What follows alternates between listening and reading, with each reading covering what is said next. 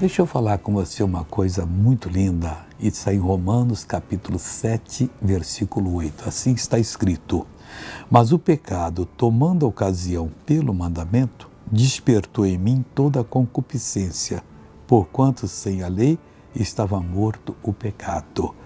Olha, é coisa muito séria. Às vezes nós estamos chegando perto de Deus e alguma coisa enjoada, errada, sucedeu com a gente e nós então nos abrimos para o pecado. Veja que Paulo disse: mas o pecado, tomando ocasião pelo mandamento, despertou em mim toda a concupiscência, desejo desenfreado. O que for de anormalidade você repreende. Mas missionário, eu estava numa consagração boa por Deus, mas o pecado, olha, ele entrou. Repreenda esse mal, você teve uma fraqueza, não aceite, se consagre, porque você precisa viver por toda a eternidade. Que Deus te abençoe muito hoje. Veja, essa pessoa foi abençoada. Eu vou voltar para orar com você. Tenho artrose no quadril e está bem feia. Tinha.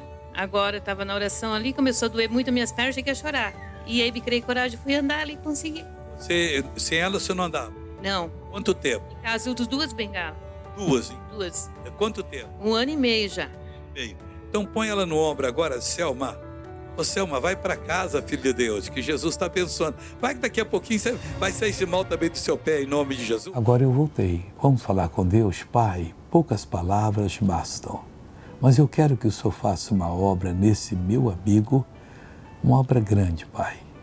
Pai, não deixe o pecado tomar ocasião pelo mandamento, por qualquer chateação. Pai, o pecado gera morte. Eu abençoo essa pessoa com a vida. Está repreendido todo o mal da sua vida, em nome de Jesus. Amém.